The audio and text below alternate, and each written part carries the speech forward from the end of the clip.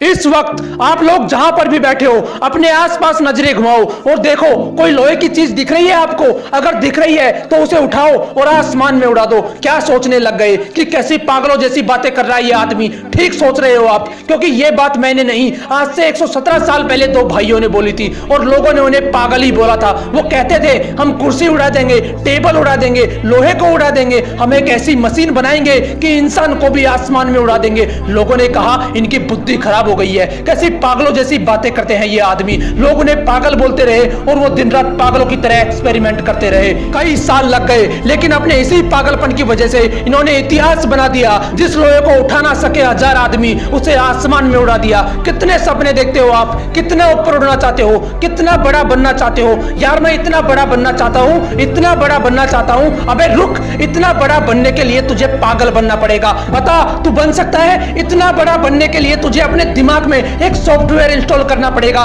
कि मैं 1000 बार फैलूंगा तब भी नहीं रुकूंगा। बोल तू कर सकता है ऐसा? अगर कर सकता है तो तू भी एडिसन जितना बड़ा बन सकता है। एडिसन एक ऐसा महान इंसान जो आज इस दुनिया में नहीं है, लेकिन उसके द्वारा किए गए 1093 आविष्कारों में वो आज भी जिंदा है। ये वही पागल इंसान है जो कहता था कि कांच से लाइट जला दूंगा, रात में भी दिन जैसा माहौल कर दूंगा। उस पर भी लोग चिल्ला रहे थे कि तू पागल हो गया है, ऐसा हो ही नहीं सकता, तू ऐसा कर ही नहीं पाएगा। लेकिन वो इंसान भी जिद्दी इंसान था। उसके पागलपन ने उसे ना रुकने दिया ना थकने दिया। हर बार फेल होने के बाद सिर्फ एक ही बात बोलता था कि साला एक बार और ट्राई करूंगा। वो 1000 बार फेल हुआ, लेकिन उसी पागल इंसान ने बल्ब का आविष्कार किया और इस दुनिया को रोशन करके चला गया। बनना चाहते हो इनकी तरह? बनना तो चाहता हूं, लेकिन मेरे पास इतनी फैसिलिटीज नहीं है। कुछ करना तो चाहता हूं, लेकिन मेरे पास पैसे नहीं है। बड़ा बनना तो चाहता हूं, लेकिन मेरा आईक्यू कम है। अबे रुक, कितना कम है तेरा आईक्यू? किताब में लिखा हुआ तो समझ में आता है ना तुझे। तेरा दिमाग जिम के जितना कमजोर तो नहीं है,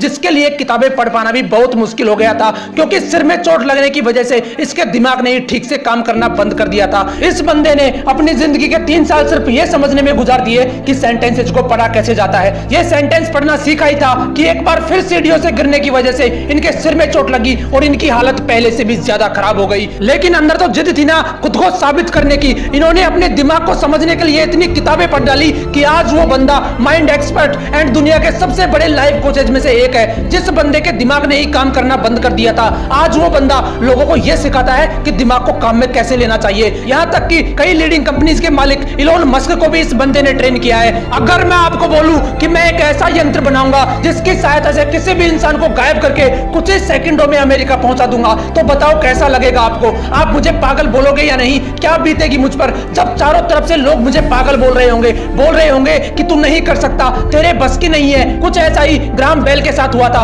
वो बोलते थे कि ऐसा यंत्र बनाऊंगा जिससे आप भगवान की तरह हजारों किलोमीटर दूर बैठे किसी भी इंसान से बात कर पाओगे। लोगों ने कहा ये पागल हो गया है, इसकी बुद्धि फिर गई है। लोग चिल्लाते रहे उस पर, लेकिन वो नहीं रुका। एक के बाद एक एक्सपेरिमेंट करता चला गया और वो यंत्र बनाकर दिखा दिया जो पूरी दुनिया को असंभव लगता था, जिसे आप टेलीफोन के नाम से जानते हो। क्या अलग था इन लोगों में यार? ये कोई भगवान थे या इनके रावण की तरह 10 सिर थे? इनके शरीर में भी 206 हड्डियां थी, वही लाल रंग का खून था। फर्क सिर्फ इतना है कि ये इंसान जिद्दी इंसान थे। इनके अंदर एक ऐसा पागलपन था कि साला 1000 बार फेल होना मंजूर है लेकिन हारना नहीं। तुम्हारे पास 1000 बहाने होते हैं, लेकिन उनके पास सिर्फ एक सपना था और उस सपने को पूरा करने के लिए उन्होंने अपनी जी जान लगा दी। लेकिन तुम सिर्फ सपने देखते हो, उन्हें पूरा करने के नाम पर तुम्हारी हवा टाइट हो जाती है। क्या अलग था यार इन लोगों में? वो भी तुम्हारी तरह ही इंसान थे, फिर तुम क्यों नहीं कर सकते? तुम क्यों ऐसा सोचते हो कि लोग क्या सोचेंगे? क्यों अपने आप को कमजोर फील करते हो? क्यों तुम एक ठोकर लगने के बाद हार मान लेते हो? याद रखना